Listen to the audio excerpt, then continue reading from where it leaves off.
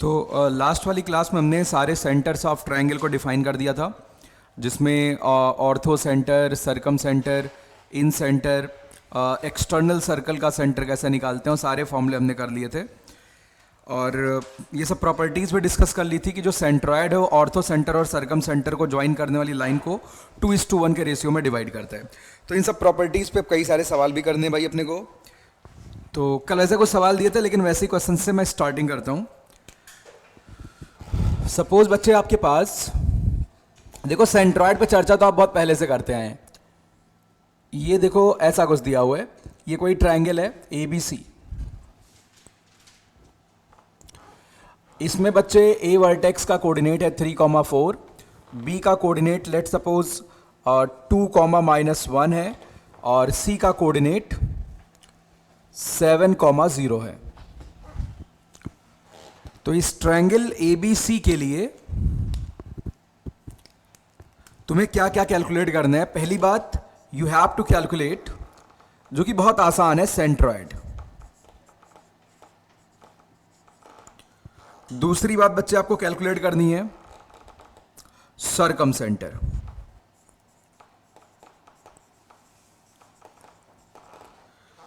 तीसरी बात आपको कैलकुलेट करनी है ऑर्थो सेंटर।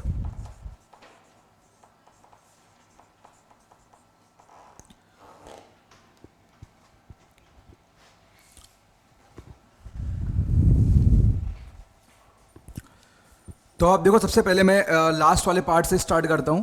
सपोज इस ट्रायंगल के लिए जो ऑर्थो सेंटर है वो H है, और ऑर्थो सेंटर के कोऑर्डिनेट जो भी हैं उसको मैं A,B मान लेता हूं।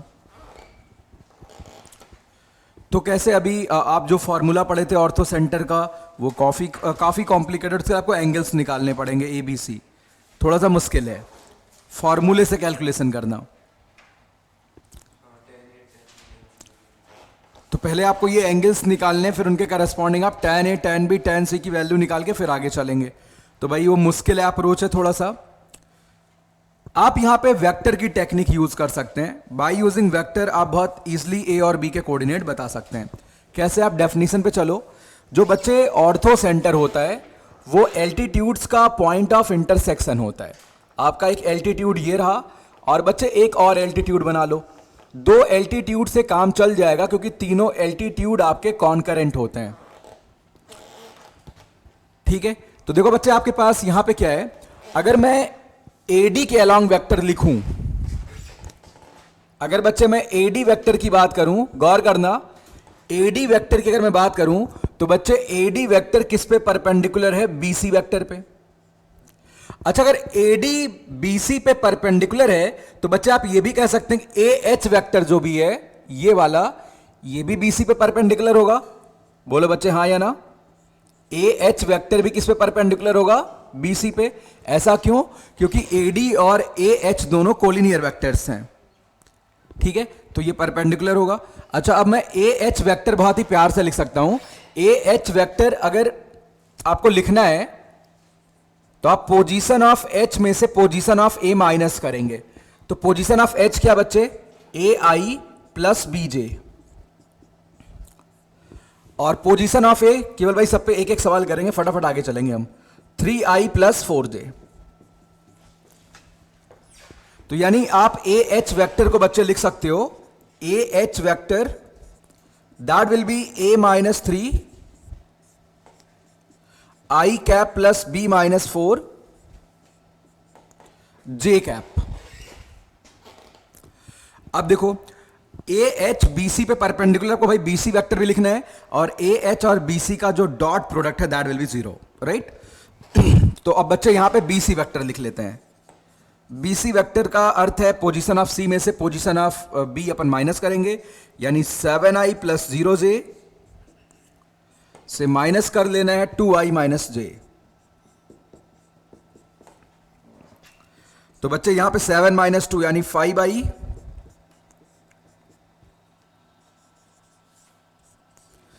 ये BC वेक्टर आ गया।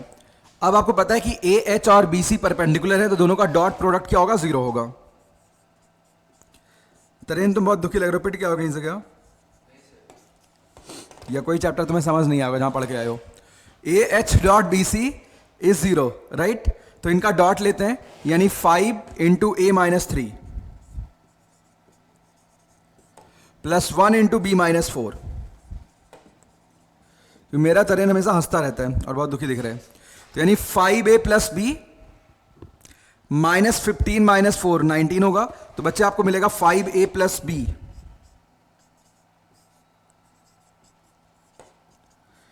ये एक रिलेशन आ गया। अच्छा, एग्जाम में अगर ऑर्थो सेंटर पूछा होता, आपके पास ऑप्शंस दिए होते, आप चेक कर लेते कौन सा ऑप्शन इसको सेटिस्फाई कर, आपका काम बन जाता। लेकिन गारंटीड नहीं बिल्कुल सही आंसर आएगा। आप 2-3 वैल्यू के लिए क्रॉस चेक करो। भाई अगर 4 ऑप्शन दिए, कोई एक ही सेटिस्फाई कर रहा है तो वही ऑर्थो सेंटर हो सकता है। लेकिन अगर 2-3 सेटिस्फाई कर गए, फिर एक लाइन को बहुत सारे पॉइंट सेटिस्फाई कर सकते हैं, तो आपको एक और रिलेशन बनाना पड़ेगा। खैर, ये तो आपने A H dot B C को 0 किया। सिमिलरली आप बी एच वेक्टर को देख सकते हैं। बी एच वेक्टर बच्चे ए सी पे परपेंडिकुलर होगा, तो बी एच डॉट ए सी ये भी 0 होना चाहिए। अब आप यहां पे बी एच वेक्टर लिखिए, तो बी एच वेक्टर का पोजीशन ऑफ एच में से बी माइनस करोगे आप, तो ए माइनस 2 आई कैप, अब मैं जल्दी जल्दी लिख रहा हूं भाई, प्लस बी प्लस 1 जे कैप। ये बी एच वेक्टर है। और बच्चे अब मैं ए सी वेक्टर लिख लेता हूं यहां पे। ए सी वेक्टर पोजीशन ऑफ सी में से ए माइनस करोगे आप, तो 4 आई कैप माइनस 4 जे कैप। और बच्चे दोनों का डॉट 0 करना है, यानी 4a minus 8 minus 4b minus 4 equal to 0। तो यहां से आएगा a minus b equal to 3। a minus बी की वैल्यू 3 आ गई। आपके पास 2 इक्वेशन, 2 वेरिएबल, दोनों को सॉल्व करके आप a और b की वैल्यू बता दोगे, राइट। वैसे अभी क्योंकि मैंने परपेंडिकुलर लाइन के इक्वेशंस नहीं पढ़े, इसलिए मैं वेक्टर यूज कर रहा हूं इसे कैलकुलेट करने के लिए, राइट। तो आप देखो बच्चे, इसे सॉल्व करो। ये मान लो इक्वेशन नंबर 1 है और मान लिया ये इक्वेशन नंबर 2 है, तो दोनों इक्वेशन को ऐड कर दो, आपको एक ही वैल्यू मिल जाएगी। मैं इसे रब कर दूंगा, आप साथ साथ नोट कर लेना। तो इक्वेशन 1 और 2 को आप ऐड कर लो फ्रॉम फर्स्ट प्लस सेकेंड। दोनों को ऐड करते हैं, 5a प्लस a 6a 19 3 कितना होगा बच्चे 22, 6a इक्वल टू 22। तो बच्चे a की वैल्यू कितनी आ जाएगी 11 डिवाइडेड बाई 3। a आ गया 11 डिवाइडेड बाई 3, और तुम्हारे पास a माइनस बी की वैल्यू 3 है, a 11 बाई 3 है, तो b कितना होगा 11 बाई 3 माइनस 3, यानी 2 बाई 3। ये आपके पास आ गया b। तो a और b की वैल्यू बच्चे तुम्हें मिल गई है, a और b की वैल्यू तुम्हें मिल गई है। अब देखो ऑर्थो सेंटर तुम्हें मिल गया। ऑर्थो सेंटर कोऑर्डिनेट है 11 बाई 3 कॉमा 2 बाई 3। तो भाई एक पार्ट तो हमने कर लिया। अब देखो सर्कम सेंटर क्या होता है, परपेंडिकुलर बाइसेक्टर का पॉइंट ऑफ इंटरसेक्शन। तो आप यहां मिडिल पॉइंट लेते फिर वेक्टर लिखते, मेहनत बढ़ जाएगी। एक निकाल लो और एक सेंट्रॉइड निकाल लो, 2:1 वाला फॉर्मूला तुम्हें पता है, वो यूज कर लो। तो सेंट्रॉइड का एक्स कोऑर्डिनेट कितना होगा, सेंट्रॉइड का एक्स कोऑर्डिनेट मैं सीधे लिख रहा हूं x1 plus x2 plus x3 by 3। तो x1 plus x2 plus x3, 3 2 5 7 12 by 2 not 3, x1 plus या 3 by 3, x1 plus x2 plus x3 by 3, यानी 12 बाई 3 कितना होगा बच्चे 4। फिर y1 plus y2 plus y3 by 3, यानी 3 बाई 3 1। ये तुम्हारे पास आ गया भाई, ठीक है। अब आपके पास सेंट्रॉइड अवेलेबल है, ऑर्थो सेंटर अवेलेबल है, तो आप सर्कम सेंटर निकाल सकते हैं, क्योंकि आपके पास ये वाली डेफिनेशन है। ऑर्थो सेंटर ओ या चलो एच कर लो, कोई दिक्कत नहीं है। Ortho centre, centroid, circum centre, ये 2:1 के रेशियो में होते हैं। आपके पास ऑर्थो सेंटर का कोऑर्डिनेट अवेलेबल है 11 बाई 3 2 बाई 3। सेंट्रॉयड आपने निकाल लिया 4,1। ये तुम्हें निकालना है एक्स वाई, मान लो सेक्शन फार्मूला यूज कर लो यहां से। तो आपको यहां से सरकम सेंटर मिल जाएगा। तो बच्चे ये होगा 2x plus 1 into 11/3 upon 3 equal to 4, यानी 2x प्लस 11/3 इक्वल टू 12, यानी 2x होगा 12 माइनस 11/3। तो 2x आएगा 36 माइनस 11।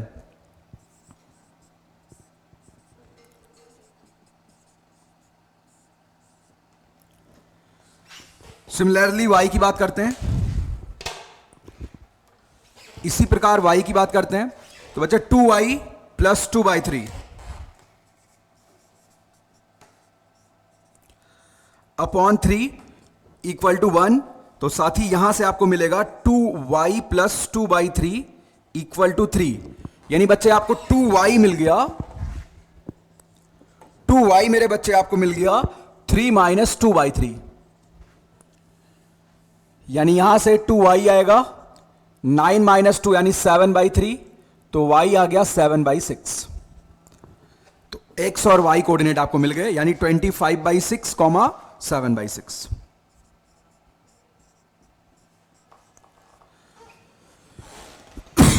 इस टैक्टिस का फायदा क्या है, आप कहीं भी ये प्रोसेस यूज कर सकते हो। 3D स्पेस में कोई भी ट्रायंगल आप बना लो, उसके vertex x1 x2 x3 y1 y2 y3 z1 z2 z3 होंगे, तो भी आप वेक्टर्स का डॉट प्रोडक्ट निकाल सकते हो। 2:1 वाला फॉर्मूला यूज कर सकते हो, पूरी बात एज इट इज एप्लीकेबल होगी, राइट।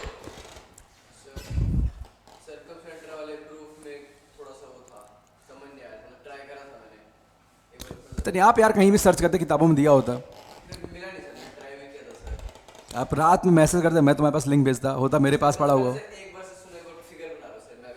थोड़ी देर में आएंगे, लाला पे पढ़ लेते हैं, बहुत पीछे रह जाएंगे नहीं तो। पहले ये वाला पार्ट कर लेते हैं। तो ये तो भाई इन 3 सेंटर की बात है, ठीक है।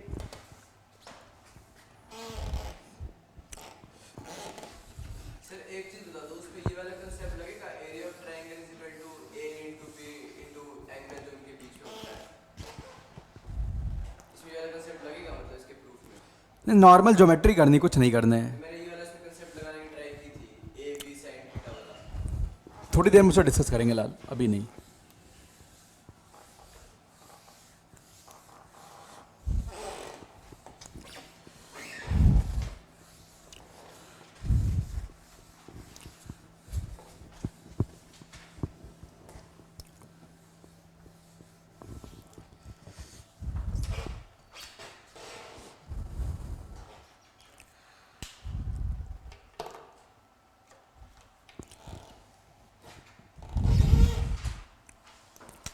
नेक्स्ट प्रॉब्लम देखते हैं। ये बच्चे सपोज आपके पास कोई भी ट्रायंगल एबीसी है, जिसमें ए वर्टेक्स का कोऑर्डिनेट है 1,2, बी वर्टेक्स का कोऑर्डिनेट है -2, -4, सी वर्टेक्स का कोऑर्डिनेट है, सी वर्टेक्स का कोऑर्डिनेट है 4,0। अब यहां पे ये लिखा हुआ है if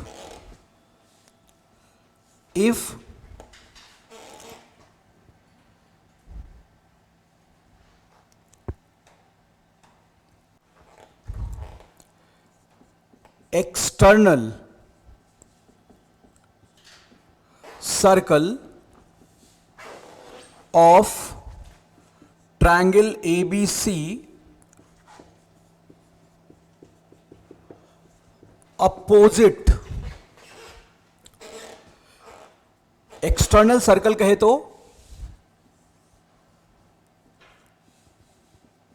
x circle,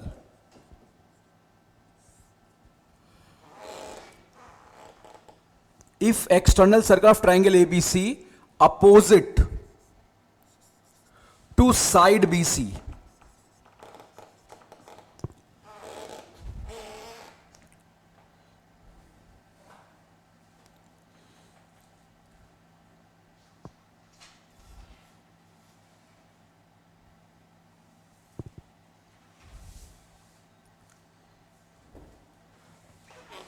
touches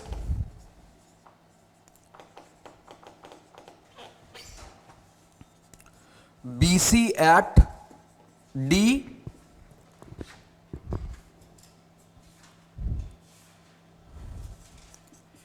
extended AB and AC at E and F respectively,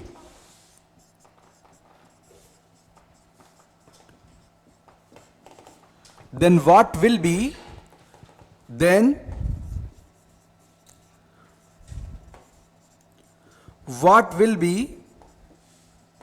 length of tangent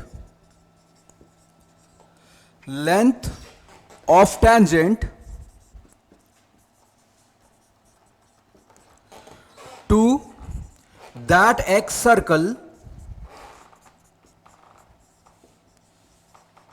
from A.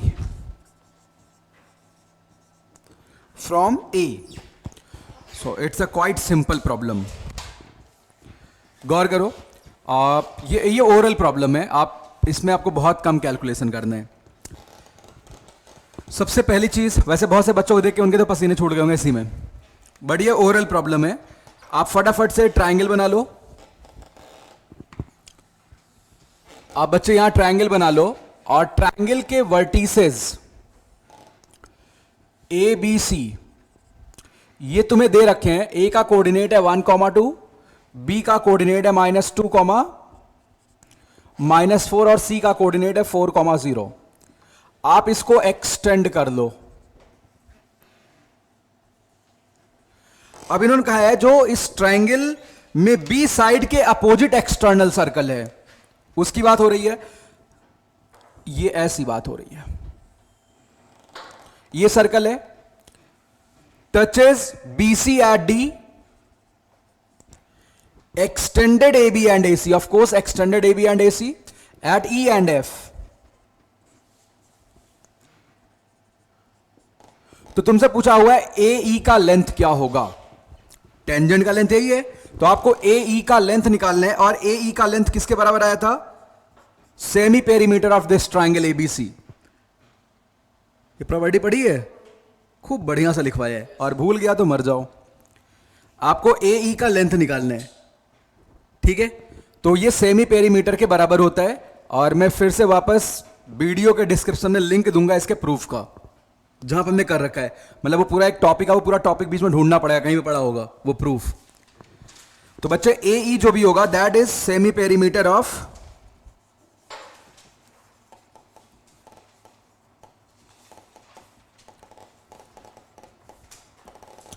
अब सेमी पेरीमीटर ऑफ ABC क्या होगा? AB plus AC plus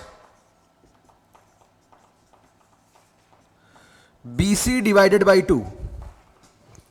AB plus AC plus BC divided by 2. AB का length आप निकालो by using distance formula.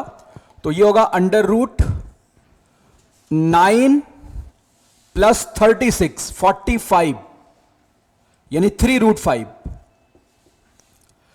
ऐसे ही BC का length निकालते हैं 2√13. ऐसे ही AC का लेंथ निकालते हैं √13. तो यानी जो लेंथ होगा टेंजेंट का दैट इज 3√5 प्लस 2√13 प्लस √13 यानी 3√13 डिवाइडेड बाई 2 होगा. ठीक है, दिस इज फाइनल आंसर. वही इधर से भी लेंथ आता. अगर इसका भी एक्सटर्नल सर्कल बनाते तो उस पर भी टेंजेंट का लेंथ ऐसे निकालते आप. सेम लेंथ सेम आता, कोई फर्क नहीं पड़ता. ठीक है, तो भाई अगली बात करते हैं. Next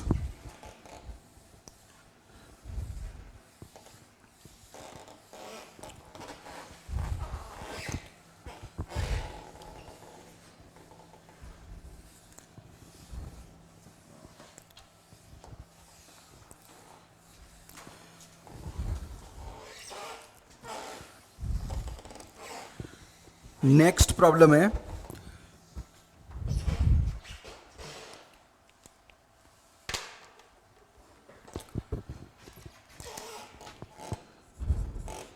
if all vertices of triangle ABC are integers, then triangle cannot be.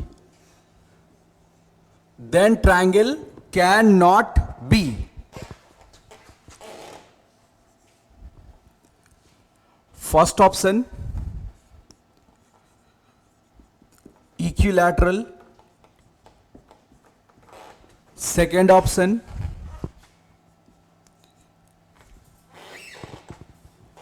obtuse angled.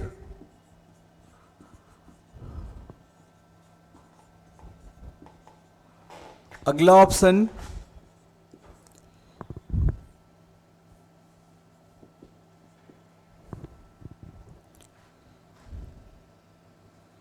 Right angled.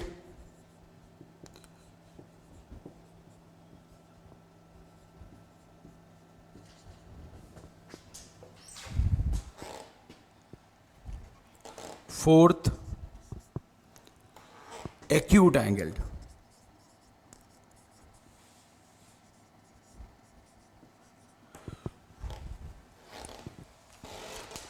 बहुत ही छोटा सवाल है. अब यहां पे सारे वर्टिसेस ट्रायंगल के इंटीजर दे रखे हैं. तो ए वर्टेक्स मान लिया x1 y1, बी वर्टेक्स है x2 y2 और बच्चे सी वर्टेक्स है x3 y3. ये सारे इंटीजर्स हैं. Then triangle can not be equal to. Option wise चलते हैं, देखते हैं. ये बहुत ही बेसिक प्रॉब्लम है. ट्रायंगल का obtuse, right angle, acute angle, ये सब बातें किस पर निर्भर करती हैं? एंगल्स पर निर्भर करती हैं. अगर कोई भी एक एंगल आप 90 डिग्री प्रूफ कर ले गए तो ट्रायंगल राइट एंगल होगा. एक्यूट एंगल के लिए सारे एंगल को आपको 90 से छोटा प्रूफ करना है. ऑब्ट्यूज के लिए 90 से बड़ा करना है, राइट. अब इक्विलैटरल से पहले शुरू करते हैं कहानी. देखो भाई, अगर मैं ट्रायंगल के एरिया की बात करूं, अगर ये ट्रायंगल इक्विलैटरल होता तो ये सारे साइड लेंथ क्या होते? परस्पर बराबर. ठीक है. अच्छा, अगर मैं साइड लेंथ की बात करता तो बच्चे साइड लेंथ जो ए है वो बेसिकली आप क्या लिखते? रूट कहीं भी लिख लेते हैं, x2 माइनस x1 का square plus y2 minus y1 का स्क्वायर. अब देखो, एरिया ऑफ ट्रायंगल का फॉर्मूला इक्विलैटरल में क्या होता है? √3 डिवाइडेड बाई 4 साइड का स्क्वायर, और ये area half modulus determinant x1 y1 1 x2 y2 1. Right hand side determinant है क्योंकि सारी एंट्रीज इंटीजर हैं. तो जो राइट हैंड साइड है वो हमेशा आपका क्या आने वाला है? एक रैशनल नंबर. कैसा नंबर आएगा? 2 से डिवाइड करना तो डिवाइड ना कर पाए तो इसको. तो राइट हैंड साइड, ये तो पक्की सी बात है कि राइट हैंड साइड अपना एक रैशनल नंबर है. लेफ्ट हैंड साइड की बात करते हैं, ए स्क्वायर. अगर मैं ए स्क्वायर की बात करूं तो ए स्क्वायर पक्की बात है इंटीजर होगा भाई. क्यों इंटीजर होगा? क्योंकि x1 x2 y1 y2 सारे इंटीजर हैं. इंटीजर को अगर आप ऐड या सबट्रैक्ट करते हैं तो रिजल्टेंट इंटीजर ही रहता है. तो ए स्क्वायर इंटीजर है. एक इंटीजर में तुमने √3/4 मल्टीप्लाई कर दिया तो लेफ्ट हैंड साइड कैसा नंबर हो गया? इररेशनल. कभी इररेशनल नंबर रैशनल नंबर के बराबर नहीं हो सकता है. तो ध्यान रखना, इक्विलैटरल ट्रायंगल के वर्टिसेस सारे कभी इंटीजर नहीं हो सकते एक साथ. बाकी ऑब्ट्यूज कैसे चेक करेंगे? आप ए बी वैक्टर निकाल लो, ए सी वैक्टर निकाल लो, दोनों का डॉट ले लो, निगेटिव हो जाए तो यही एंगल 90 से बड़ा हो जाएगा. ठीक है. बाकी सब में पॉसिबिलिटीज होंगी. आप डायग्राम बना सकते हैं. देखो मैं डायग्राम बना के दिखाऊं, राइट एंगल करके दिखाऊं ट्रायंगल. राइट एंगल करके मैं दिखा देता हूं तुम्हें. पहले मैंने 1,1 लिया, फिर मैंने 1,2 लिया, फिर मैंने 4,1 लिया. देखो भाई सारे वर्टेक्स इंटीजर हैं. ये राइट एंगल ट्रायंगल है. क्या क्या लिया मैंने? 1,2 1,1 4,1. ये राइट एंगल ट्रायंगल बन गया. लेकिन इक्विलैटरल में बात नहीं हो पाएगी. ठीक है.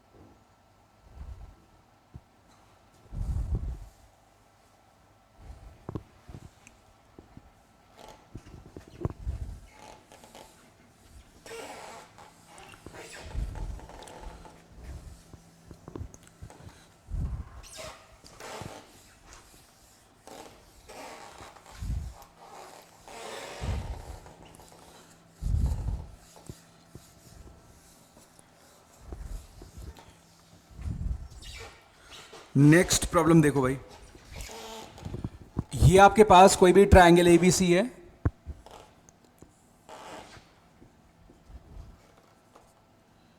देखो बच्चे, ये यहां से मैंने एक एंगल बाइसेक्टर बनाया, यहां से मैंने एंगल बाइसेक्टर बनाया, ये एंगल बराबर, ये और ये एंगल बराबर, इसका कोऑर्डिनेट है 1,2 और ये वाला कोऑर्डिनेट है 1,4।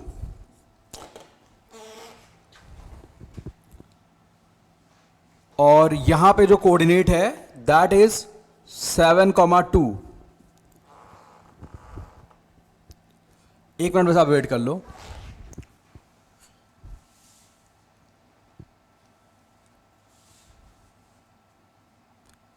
यहां पे 5 कर लो बच्चे,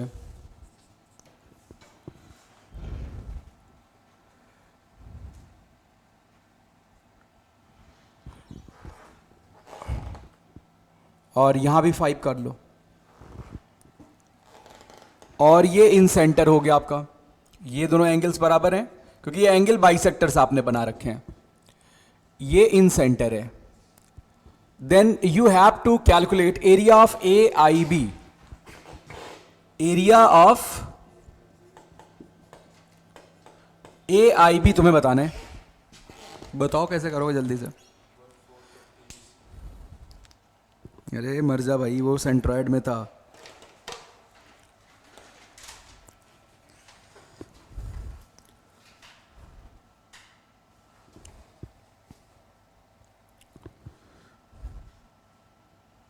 area of A I B कैसे निकालेंगे?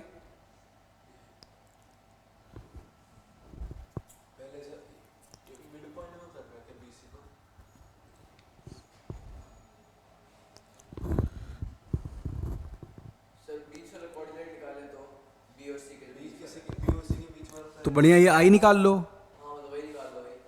इन सेंटर का फॉर्मूला होता है, एरिया ऑफ ट्रायंगल का फॉर्मूला यूज कर लो। अगर फॉर्मूला वाला याद ना तो वो प्रॉपर्टी ला सकते कि मतलब उसके एडजेसेंट साइड में डिवाइड करते हैं रेशियो वाला। मैं करता हूं। प्रॉपर्टीज क्या करोगे? उससे सर ये बीच में निकल के आएगा, उसका फिर ए आई और जे लाइन है इसमें ये आई निकल के आ जाएगा। तो आई का फॉर्मूला ही तुम्हें याद है, A x one plus B x two plus C x three upon A plus B. By chance का जेई तैयारी करो यार, याद रहना चाहिए। तो इतने सारे कंपाउंड कलर याद कर दो, फॉर्मूले नहीं याद कर सकते हो। बल्कि सर फॉर्मूला याद रहता है, कंपाउंड कलर याद नहीं रहते, ये तो फिर भी लॉजिकल है। तब फिर तो कलर ये फॉर्मूला याद रखो। देखो सीधी बात है, इसमें कुछ मेहनत नहीं करनी है। ए बी साइड का लेंथ जो भी है वो 3 आएगा, बी सी साइड का लेंथ जो है आप कैलकुलेट कर लो, 4 आएगा।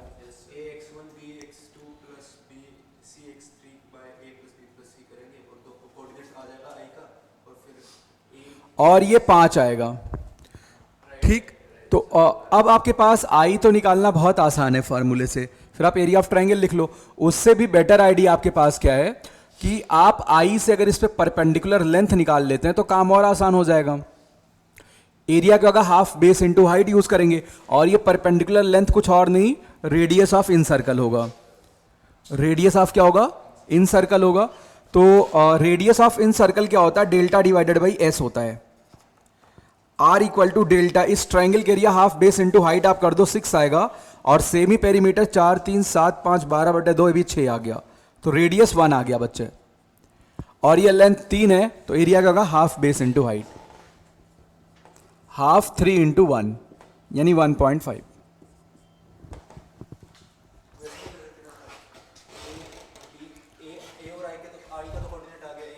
अरे बिल्कुल कर सकते हैं भैया, बिल्कुल कर सकते हैं। इतना क्यों करोगे, कोऑर्डिनेट आ गया, एरिया ऑफ ट्रायंगल फार्मूला लिख लो यार, जो आपको याद है, डिटर्मिनेंट वाला। ठीक है, ये बात क्लियर हो गई।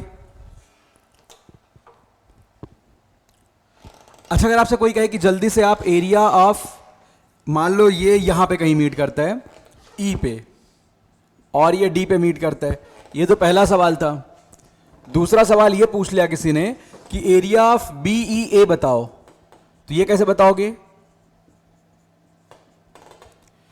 एरिया ऑफ बी ई ए कैसे बताओगे बच्चे? एरिया ऑफ बी ई ए कैसे बताओगे? देखो फिर से तुम्हारे पास एक प्रॉपर्टी है कि एरिया ऑफ, गौर करना, area of B C E plus area of B E A, area of B C E plus area of B E A बराबर area of A B C होता है। कोई दिक्कत तो नहीं? दूसरी बात, अगर मैं दोनों ट्रायंगल के एरिया के रेशियो की बात करूं तो यह बात तुमको लिखवाई जा चुकी है, एरिया का रेशियो भी एडजेसेंट साइड के रेशियो के बराबर ही रहता है।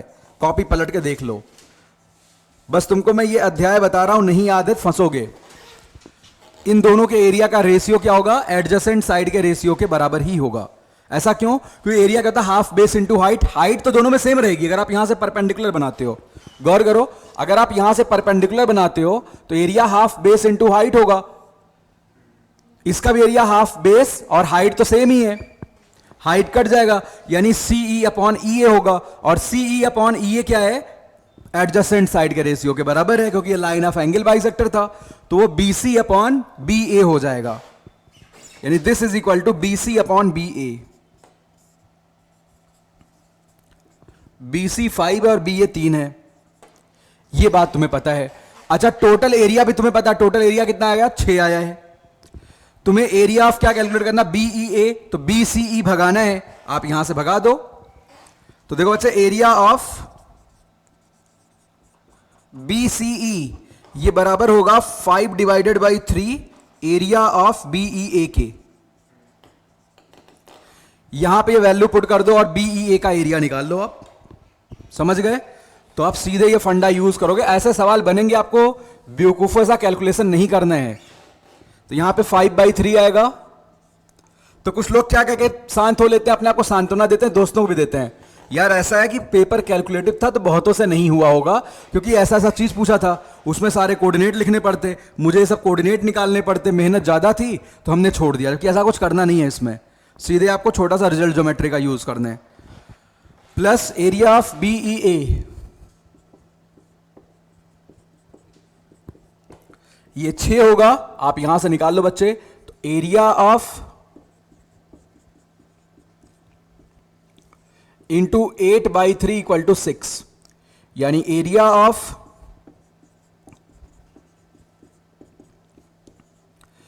18/8 यानी 9 डिवाइडेड बाई 4 होगा।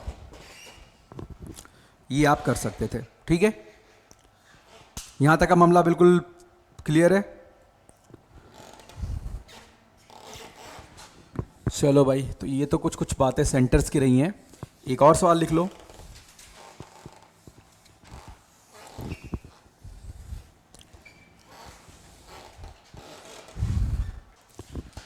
एक और सवाल कर लेते हैं। If straight line 3x plus 4y, ऐसी बात तो हम यूज करते हैं क्योंकि 10th क्लास से फैमिलियर रहे हैं। 12, if straight line 3x plus 4y equal to 12 cuts the coordinate axes,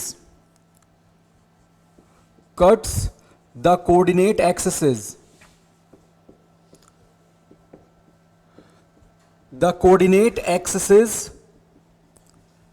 at A and B, at A and B, then what will be sum of area of all the circles, sum of area of all the circles, sum of area of all the circles touching straight line, touching straight line, touching straight line as well as coordinate axes, as well as coordinate axes, coordinate axes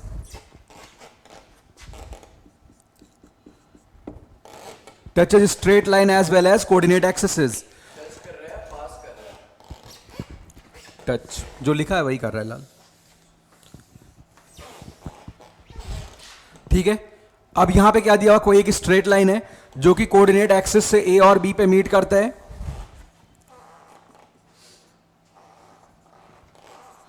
तो बच्चे यहां पे ये straight line कैसे आप बनाएंगे, पहले x intercept निकाल लो, जिनको अभी दिक्कत होगी लाइन हमने शुरू नहीं किया है। तो एक्स इंटरसेप्ट के लिए वाई 0 कर देंगे, जहां लाइन एक्स एक्सिस कट करेगी। वाई 0 किया तो एक्स कितना है 4, तो 4,0 पॉइंट आ गया। और जहां वाई को कट करता है उसमें एक्स 0 कर दो, तो ये 0,3 आ जाएगा।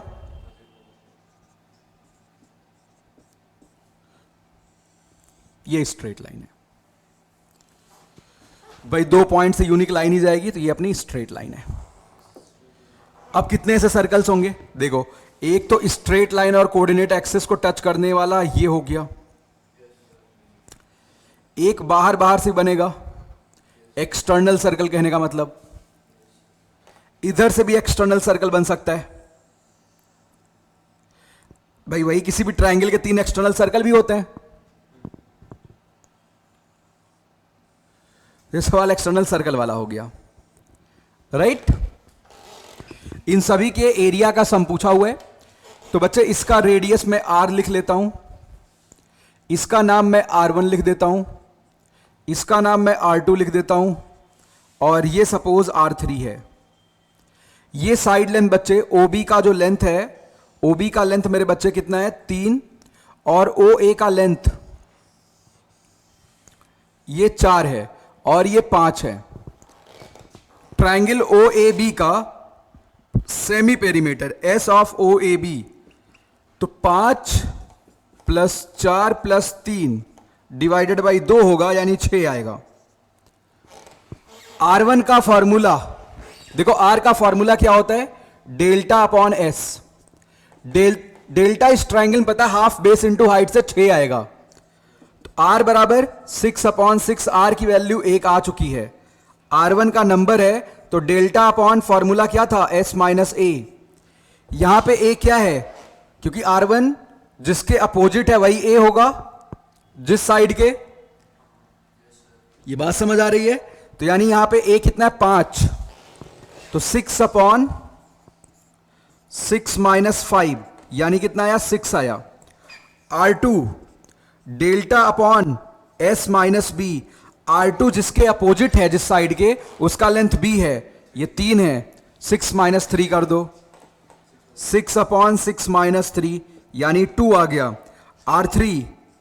R3 delta upon S - C होगा, तो कितना होगा 6/6 - 4 यानी कितना आ गया ये 3। सारे रेडियस आ गए। Sum of area of all the circles पूछा हुआ है, तो आप बहुत प्यार से लिख सकते हैं, यानी pi common R² plus R1² plus R2² plus, लिख लेना भाई, बहुत छोटा सवाल है। ठीक है, इतनी कहानी क्लियर।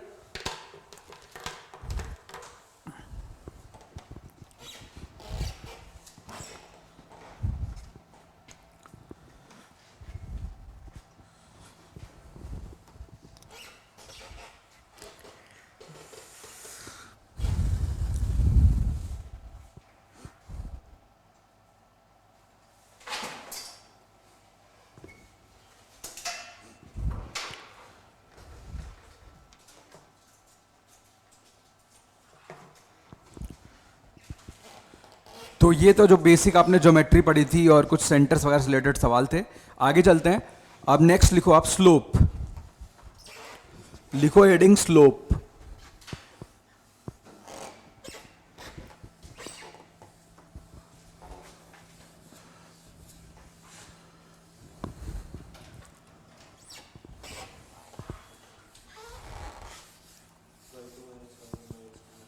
अरे बिल्कुल, ये तो याद ही होगा, हमें पता है लाल।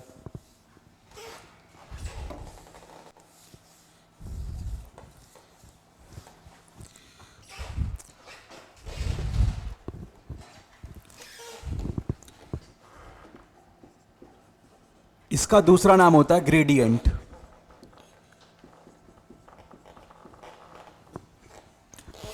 सपोज आपके पास वाई एक्स प्लेन में कोई भी दो पॉइंट्स हैं, गौर करना बच्चे, वाई एक्स प्लेन में कोई भी दो पॉइंट्स हैं, एक पॉइंट का कोऑर्डिनेट है x1 y1 और दूसरे पॉइंट का कोऑर्डिनेट है x2 y2। गौर करना, जो स्लोप वर्ड है, स्लोप को सिंबल वाइज m से इंडिकेट करेंगे। जब आप कभी किसी एक पॉइंट से दूसरे पॉइंट की तरफ स्ट्रेट पाथ पे चलते हो, कैसे पाथ पे चलते हो? स्ट्रेट पाथ पे, तब ये स्लोप वर्ड इंट्रोड्यूस करते हैं हम। तो जब किसी एक पॉइंट से दूसरे पॉइंट पे आप स्ट्रेट पाथ पे चलते हो तो आपका कुछ अप, अगर ए से बी जा रहे हो तो कुछ ना कुछ अप डिस्प्लेसमेंट होगा और कुछ ना कुछ एक्रॉस होगा। ए से बी जाने के लिए अप और एक्रॉस आप मूव करते हो, राइट? तो ये स्लोप वर्ड का मतलब होता है distance up upon distance across. Distance up upon distance across, distance across, इसी के रेशियो को स्लोप बोलते हैं, distance up upon distance across. अब देखो, अभी के लिए अगर मैं आपसे कहूं कि मैं ए से बी की तरफ जा रहा हूं, मैं इसको थोड़ा और एक्सटेंड कर लेता हूं। अभी सपोज जहां ये मीट करता है ये एंगल थीटा है, अभी थोड़ी देर में रोल में आएगा। तो देखो बच्चे, जब आप ए से बी जा रहे हो तो आपका एक्रॉस डिस्प्लेसमेंट ये है और अप डिस्प्लेसमेंट ये है।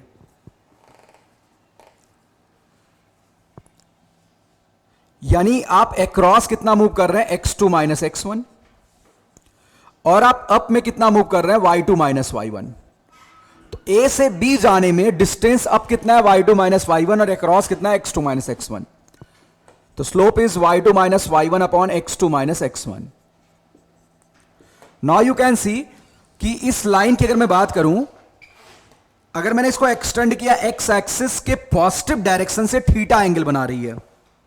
अगर ये एंगल थीटा, बच्चे ये भी क्या होगा? थीटा ही होगा।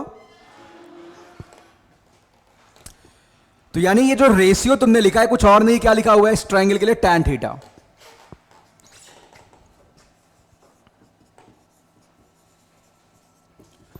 और ये बच्चे y2 minus y1 upon x2 minus x1, right?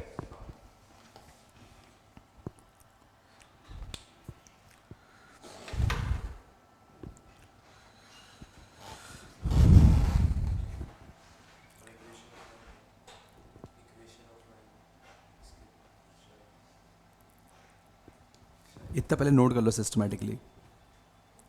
बताओ थीटा का रेंज क्या होगा?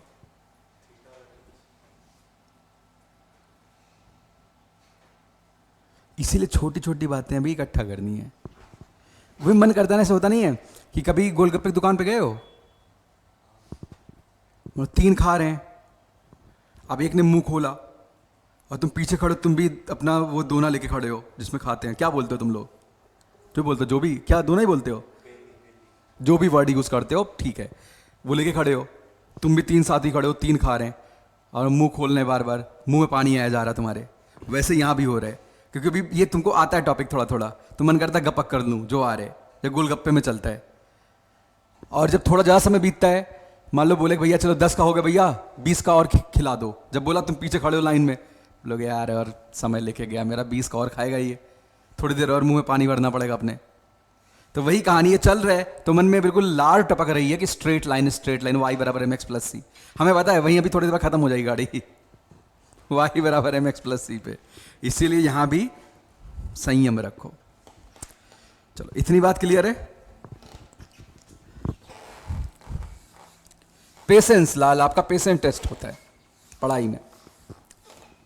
जो आता है वहां पे कैसे रिएक्ट करते हैं, और जो नहीं आता उसको फेस कैसे करते हैं, दोनों चीजें। तो m बराबर tan theta y2 minus y1 upon x2 minus x1। अब गौर करना, मैं यहां पे एक बहुत छोटी सी हरकत करता हूं। देखो बच्चे, अगर मैं कहूं मेरे पास जो लाइन है, गौर करना, देखो मैं यहां पे ये डॉट डॉट से शो कर देता हूं, बाकी आगे यहां से सॉलिड लाइन। अगर ये लाइन x एक्सिस पे लेटी हुई है तो इसका स्लोप 0 होगा। लाइन थोड़ा सा x एक्सिस के साथ अलाइन हुआ तो भाई ये कुछ ना कुछ एंगल बनाएगी। स्लोप बढ़ना शुरू हुआ, लाइन थोड़ा सा और आगे गई, स्लोप और बढ़ेगा, ऐसे ऐसे करते हुए जब एक ऐसा समय आएगा जब आप यहां पे आ जाओगे, यानी स्लोप बढ़ते बढ़ते किधर जा रहे हैं, इन्फिनिटी की तरफ, क्योंकि थीटा इन्फिनिटी की तरफ जा रहे हैं। तो जब आप इस ओरिएंटेशन में चलते हैं तो इसका मतलब है slope goes on increasing, right, slope continuously बढ़ रहा है।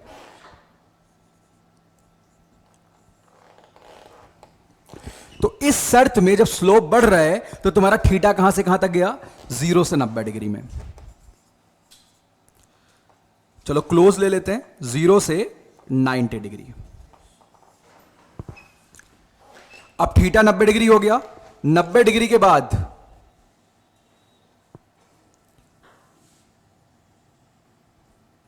फर्दर मैंने लाइन बनाई इधर से। अब ये बताएंगे हमारे अंकित भैया, अब तुम्हारा नंबर आ गया लाल, अब तुमसे मैं राय लूंगा, बताओ इस लाइन का स्लोप क्या होगा जो अब बनाई इसके बाद इधर।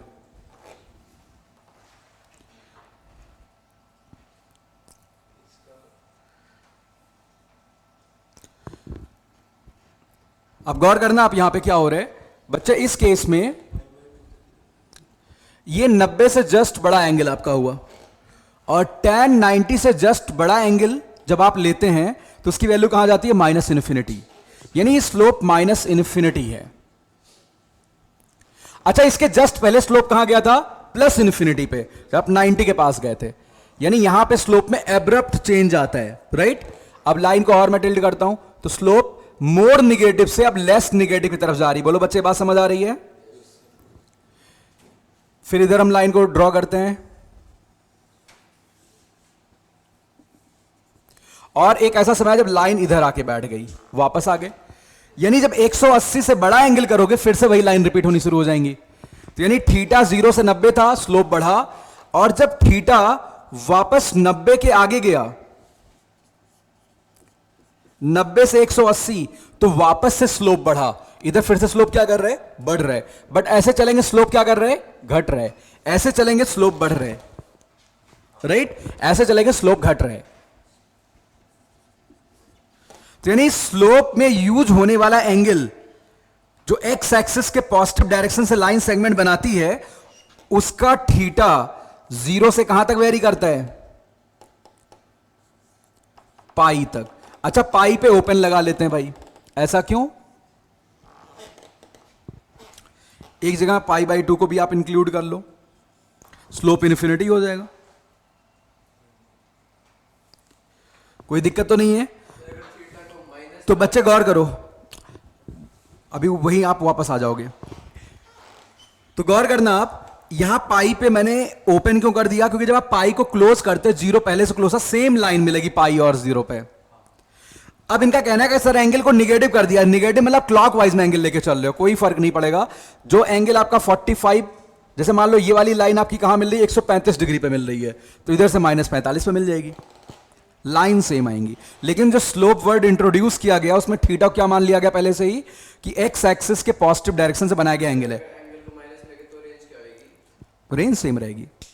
किसका रेंज, थीटा का, माइनस पाई से 0, माइनस पाई बाई 2 से पाई बाई 2 नहीं हो सकता, माइनस पाई बाई 2 से pi by 2, minus pi by 2 से pi by 2, plus pi by 2, क्यों नहीं हो सकती है, बिल्कुल हो सकती है, अपने अकॉर्डिंग आप डिफाइन करो। मतलब साइकिल कितनी की होती है, पाई की होती है, इतना ही क्यों, आप ऐसे बोलो सर पाई बाई 4 से 3 पाई बाई 4 हो सकती है, sorry 5 pi by 4, of course हो सकती है।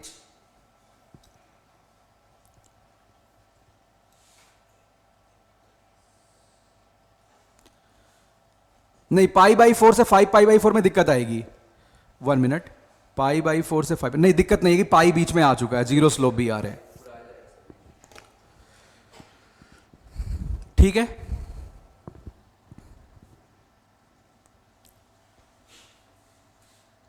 ये पूरी कहानी बिल्कुल क्रिस्टल क्लियर है, कोई दिक्कत तो नहीं है।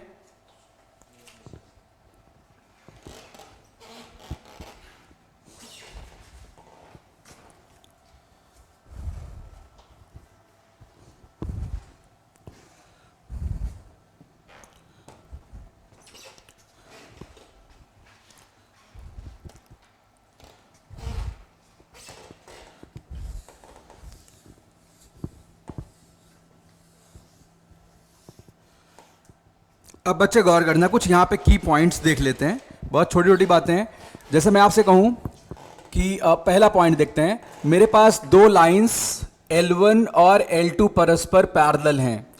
अगर आप दो लाइंस पैरेलल बनाते हैं, अगर आप बच्चे दो लाइंस पैरेलल बनाते हैं, तो पैरेलल लाइन में खास बात क्या होगी कि भाई ये जो एंगल आ रहे हैं, ये एंगल आपस में बराबर हो जाएंगे। यानी अगर दो लाइंस पैरेलल हैं तो दोनों के करस्पॉन्डिंग जो स्लोप आएंगे वो स्लोप आपस में क्या होने चाहिए, बराबर होने चाहिए, तभी दो लाइंस आपकी पैरेलल हो सकती हैं। ठीक है, ये बात क्लियर है? बोलो सर क्यों ना दो लाइन के बीच में एंगल का फॉर्मूला निकाल लें, फिर ये कंडीशन डेराइव करें। बिल्कुल, चलो वही वाली कहानी करते हैं। पैरेलल में समझ आ रहा है tan थीटा बराबर होगा, लेकिन परपेंडिकुलर और दो लाइन के बीच कोई और एंगल बनेगा तो कैसे निकालेंगे? तो दो लाइन के बीच में एंगल देख लेते हैं। आप लिखो heading, angle between two lines. Angle between two lines. Parallel में मामला आसान था भाई। एंगल बिटवीन टू लाइंस,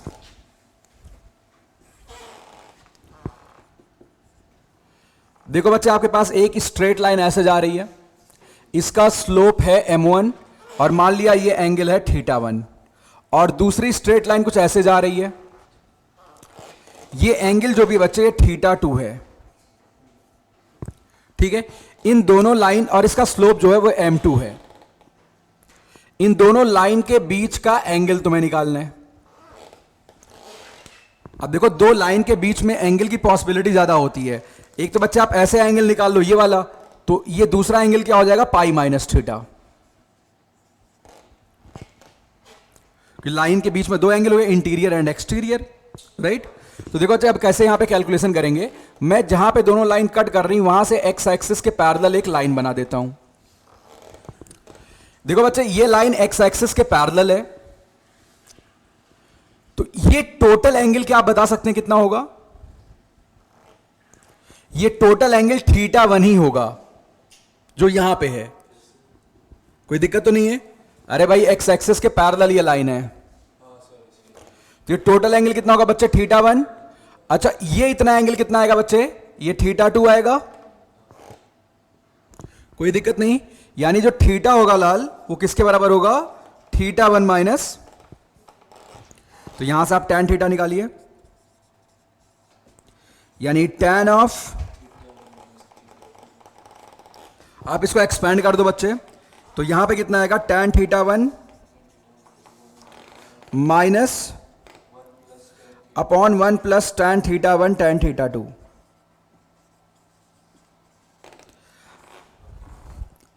अब बताओ बच्चे tan θ1 की वैल्यू कितनी है, m1, tan θ2 m2 है।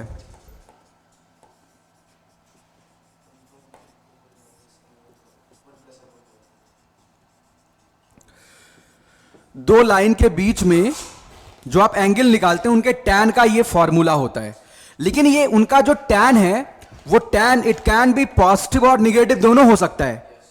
अगर आप इसका टैन लेते तो निगेटिव आ जाता, tan pi minus theta, right. Mod में तो हमेशा पॉजिटिव रहेगा। मोड से जब मोड खुलेगा तो क्या नाम उधर माइनस नहीं हो जाएगा? नहीं नहीं, वो ये रीजन नहीं होता है।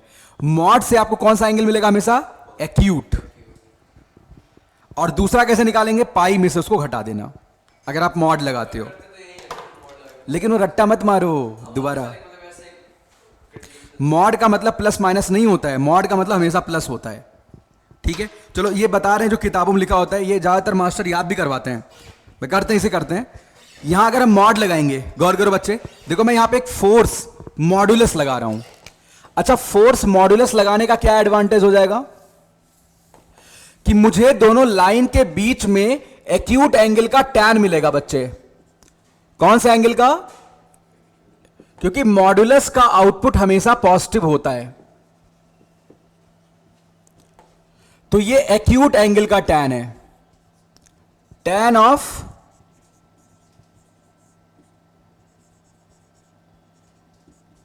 Acute angle. तो ऑब्ट्यूज एंगल वाला थीटा कैसे निकालोगे, मान लो यहां से थीटा तुम्हारा आ गया, टैन इनवर्स मॉड्यूलस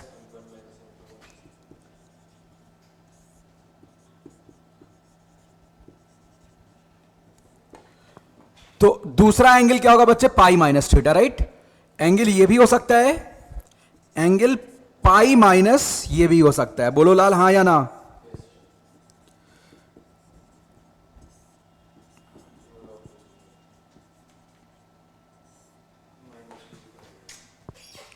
राइट कोई दिक्कत तो नहीं भाई किसी को। ये करना वैसे कभी मत करना, क्योंकि टैन इनवर्स ऑफ सब निगेटिव क्वांटिटी क्या होता है, फोर्थ क्वाड्रेंट का एंगल होता है। गलत गलत वैसे मत करो लाल। ये मॉड जो लगाते हैं उसका सिग्निफिकेंस ही होता है ताकि हम एक्यूट एंगल केवल निकालें। ये कभी मत बोलना गलती से। अगर आप ये बोलते कि प्लस माइनस बाहर आएगा, आई एग्रीड, लेकिन जब आप माइनस बोलते तो माइनस का मतलब एंगल किससे बड़ा हो जाता, 90 से बड़ा हो जाता। क्योंकि जो आप टैन थीटा में थीटा यूज कर रहे हो 0 से पाई के बीच का है। किसके बीच का है, 0 से पाई के बीच का है। कोई दिक्कत तो नहीं किसी को, इतनी बात आप नोट कर लो भाई। अब यहां पे कुछ कॉमन बातें यहां लिख लेते हैं फटाफट। पहली बात, अगर लाइंस पैरेलल होंगी, इफ, इस लाइन का नाम L1, जल्दी जल्दी नोट कर लो भाई इसे। If L1 is parallel to L2, this implies that theta की वैल्यू क्या होगी बच्चे, 0। थीटा क्या होगा, 0। अगर लाइन पैरेलल है उनके बीच का एंगल 0 होगा। थीटा 0 का मतलब tan थीटा 0, तो M1 बराबर M2 आएगा। कोई दिक्कत तो नहीं लाल। दूसरी बात, अगर लाइंस परपेंडिकुलर हैं तो बच्चे थीटा 90 डिग्री है, tan 90 इंफिनिटी होगा। इंफिनिटी वैल्यू कब आएगी, अब डिनोमिनेटर 0 हो जाए, यानी 1 प्लस M1 M2 0 हो जाए, यानी M1 M2 की वैल्यू कितनी होनी चाहिए, दो लाइन अगर परपेंडिकुलर है उनके स्लोप का प्रोडक्ट -1 होगा, और पैरेलल हैं तो स्लोप बराबर होंगे। पूरी बात समझ गए अच्छे से। तो भाई यहीं पे आज की बात खत्म करते हैं। जाओ तुम्हारी क्लास शुरू होगी, फटाफट भागो।